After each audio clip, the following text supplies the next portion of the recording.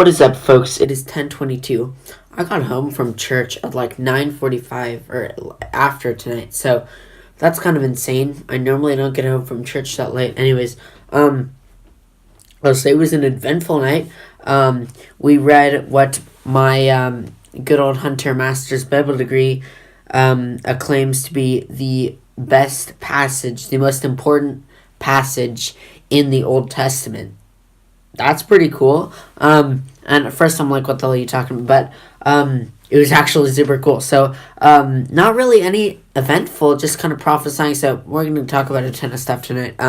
Anyways, so basically what happens is God is it's the Ark of the Covenant, right? And God's kind of transported around this box and stuff, and he lives in this tent. And then who was it? David, it's either David or it's a person, settles down in Jerusalem or city, and kind of he builds himself this really nice house and everything. He looks and he goes, wait a minute, I'm living in this super nice house and God is in this little tent. Something's wrong with this. Hey God, I want to build you this really, really nice, beautiful, huge, big house or temple, you know. But, you know, you're in this tent. You deserve more than this, God. I'm going to put you in this thing. And the thinking behind this is, like, number one, like, yeah, clearly, you know, God's more deserving. And then the other reasoning is kind of the idea that, you know, God is not going to be mobile anymore. The back thinking is like, hey, I'm building God this huge house. It's not like he's going to say no. Like, if you build someone a house, they're not going to say no. They're going to live in it. So he's going to live in that. God will live in that house, and he will always be with the Israelites. As you would expect in a Bible story, man's thoughts do not align with God's, and God's like, dude, I created the entire universe, and I run this. If I can part seas and light bushes of fire and create planets, do you actually think that if I wanted a house, I wouldn't have had it right now? Like, you think I need you to build me a house? As if, like, I couldn't have, like, do you actually think that I couldn't have had a house already? If I wanted a house, even slightly, even remotely at all, I would already have a house by now. Boy. That's actually, he did the boy too.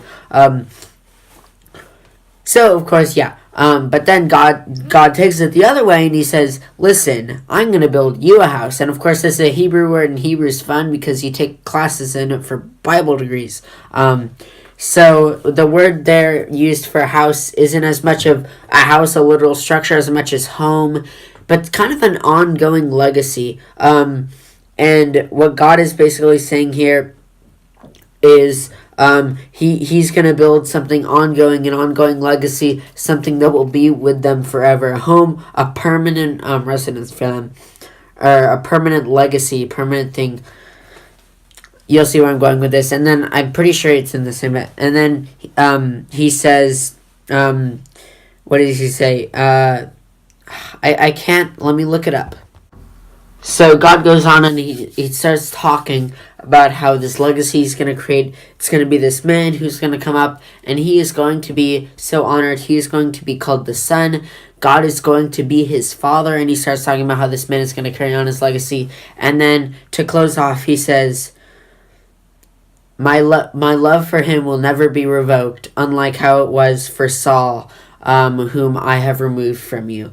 And right there, just flat out, just, man, I'm pretty sure it's David we're talking about right now, okay? I'm just going to throw it out there. David right now, here, he has no idea that we're talking about Jesus, no idea absolutely whatsoever. He has no idea, he just thinks another king, but right here, God is literally just laying down the entire plan right here. Hey, I'm gonna have a son, right? And my love for him will never go away. And, like, how powerful is that to think about? To think that, hey, we're not living in the 21st century, like, the centuries go on and mankind goes on. No, we are still living in God's story. We are still living in God's plan. And, you know, what God said so many thousands of years ago, he said, hey, I'm gonna give this kingdom to my son. He's gonna establish a kingdom. But unlike previously, my love for him and his offspring will never go away. And hey, we're the offspring. We're the offspring that came after David. And God's love for us will never go away. You know, in the Old Testament, there's a lot of times where God says, "Hey, you're an idiot. You went too far. Out."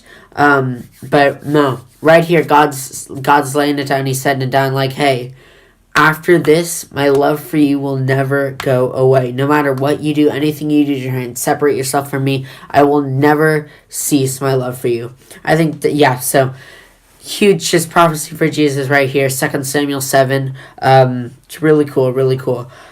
So yeah, greatest passage in the Old Testament, proven by a Bible person. Okay. And then next, we had small groups, and I won't go into specifics, but small groups is interesting this year. We're having a little bit of trouble with the talkativeness, so I won't talk about that too much, not call it any names, but, you know, interesting night. So then we stayed in the Welcome Center until 9:40, talking about bio teachers that people don't like, and how the small group has just completely gone into ruins and trash, and it's literally dying because we do not focus at all whatsoever. So yeah, that's what's going on. That's that. Anyways, there you go. Just set it all down. Today was Club Rush, which was fun. I advertised my club, and it was great. So yeah, I got a ton of people. I think we got like 25 people to sign up, so that's really good, and we're continuing tomorrow. Oh yeah, fun story. So, me and a group and I don't know, whatever, I'm not going to think about this, is doing an English presentation on Monday, and there's no school Friday. We're doing this presentation on Monday. We're acting out a skit, and we need one more person. We need kind of just we need like a inanimate character to just be listening to someone. I'm going to be telling a story, and then there's going to be a fake guy listening because the other people in my group are needed to act it out. So, and if you know Frankenstein, Robert Walton, he's just listening, you know.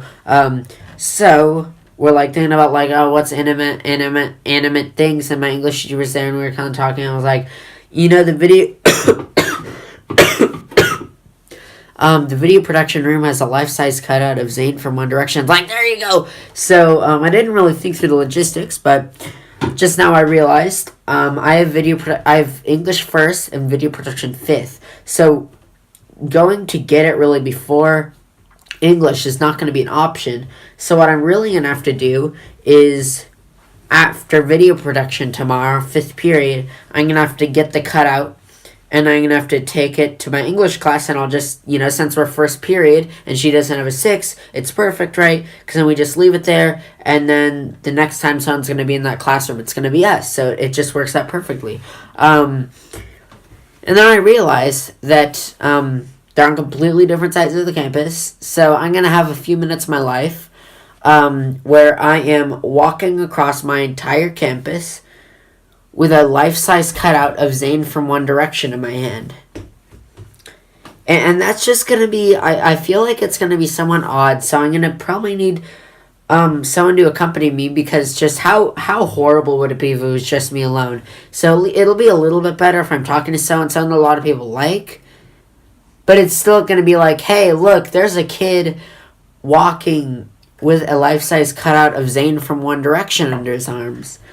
That's super normal. So, yeah, good times are ahead right now, guys. Good times. So, that's going to be a fun passing period tomorrow. Like so close to making it the weekend, but no. Just one more obstacle. Walk across campus with a cutout of Zayn from One Direction. Like, hey, why wouldn't you? So, good times, man. Good times. Okay. On that note, we've talked about the most important passage in the Old Testament. We've talked about Zayn from One Direction crossing campus. We've talked about clubs. We've talked about faulty small groups. And that is about it. So, yeah, I hope you all enjoyed today's video. If you did enjoy it, like it. If you did not, dislike it. Don't forget to share your opinion in the comments section below. And I'll see you next time, guys. Bye, guys.